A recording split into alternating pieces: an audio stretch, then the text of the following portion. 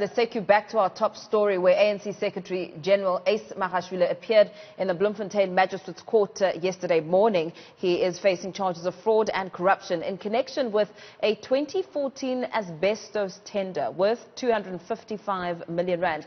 He was granted bail and the case has since been postponed to the 19th of February next year.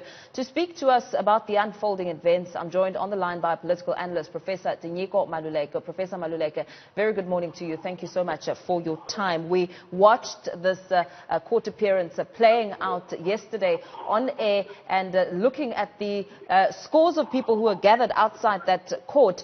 Now, the crux of the matter is this asbestos tender and the bail now being granted to Ace Magashule. What does it say about the nature and the politics at play, especially as we listened to some of the reasons why scores of people had come out in support of Magashule? Yeah, well, scores of people came out. It looks like it, but one is not able to tell how many came from outside of the Free State and how many came from inside of the Free State. Be that as it may, what is clearly at play here is that the Jacob Zuma moment of 2005, 6, and 7 is being reinvented one way or the other. And I think that those who support Ace Magashule would love for a total replay of that Jacob Zuma moment where the masses of ANC members, if you like, came out in support of someone that they saw as having been wronged. I think Ace Magashule is hoping for this to be the case, that he will be supported by ordinary members of the ANC and therefore protected by them. He spoke like that. He spoke about him relying on members of the ANC, that they alone can recall him. And so it's clearly an attempt to reimagine, reinvent, replay that Jacob Zuma moment. We watched, as we saw who was there to support him, we saw the ANC spokesperson Pule Mabe, Mzwandile Masina, the likes of Malusi Gigaba, Tony Yengeni, and Supra Mahoma Pelo and the likes coming out to show their support. As we see these, dominant characters within the party, what does that then speak to when it comes to the factions and the kind of strength that the two factions are weighing up against each other at this time? Well, all those names that you have mentioned, you could call them an alliance of the wounded. It's mainly those who have been recently wounded in the battles inside of the ANC. Some of them actually wounded themselves insofar as they did wrong and were found to have done wrong and have had to face consequences of their wrongdoing. So whether they wounded themselves or they were wounded by others, it's an alliance of the wounded. Now, of course, Ace Magashule is a very powerful member of the ANC, the highest member of the ANC so far to be charged. And one doesn't know whether the supporters that he has will be able to pull him through. The point is he is facing criminal charges, not internal ANC charges. And what happens in the court may determine the final outcome of this whole duel that we are seeing between Ace Magashule's faction and the other factions in the ANC. I think that at the end of the day, the ANC is going to be the biggest loser. Not a faction will necessarily win, but the ANC will definitely lose. And it is painful, I think, for a neutral ANC member to watch the organization busy mutilating itself, hurting itself. Because at the end of this saga, the ANC can only be weaker. You say that the ANC will be the biggest loser, but judging from the outcome of the by-elections, that didn't indicate that loss. I mean, in fact, is this a fair time to be able to assess the impact of what's happening within the party, just judging from the outcome of the by-elections? Yeah, by-election, we can't ignore the results of the by-election. They are a good indication of the status of a party, at least in those areas, in those localities where the by-elections took place. But we must distinguish between a weak organization that is internally weak, that is internally ravaged, that has become a shadow of itself, and the power or weakness of that organization as far as the support in particular localities is concerned. Because an organization such as an ANC, which is more than 100 years old, will not die overnight. It dies slowly. And so because of that, we can't jump into conclusion just based on by-elections in particular localities.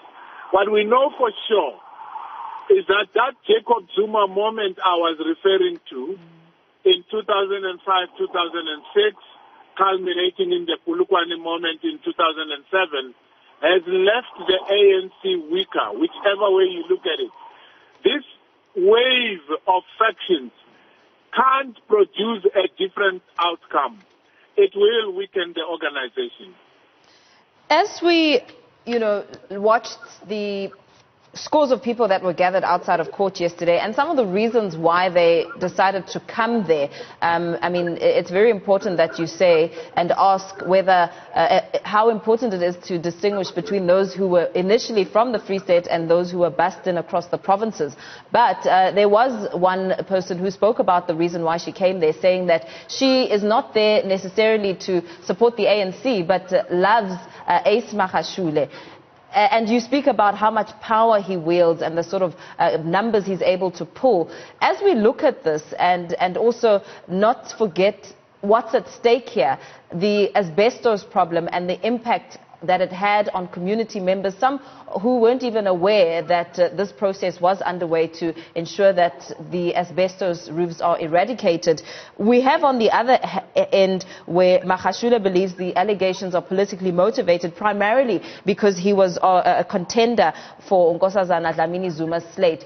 What do you make of those dynamics? I mean, looking at what people perceive Magashule to be and what the reality on the ground is when it comes to this really important matter that was not eradicated.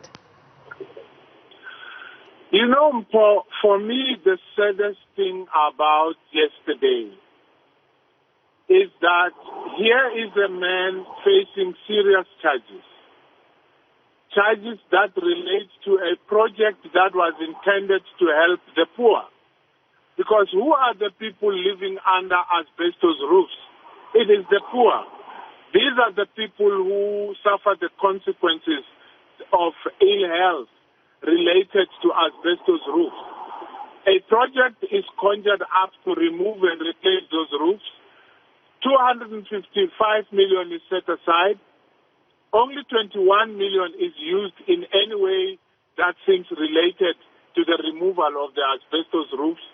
The rest, as far as allegations are concerned, has been used to bankroll people, and most of the money has been transferred into accounts of people. Now, one would expect at least some sense of shame and remorse and humility as we wait for the outcome of the court proceedings.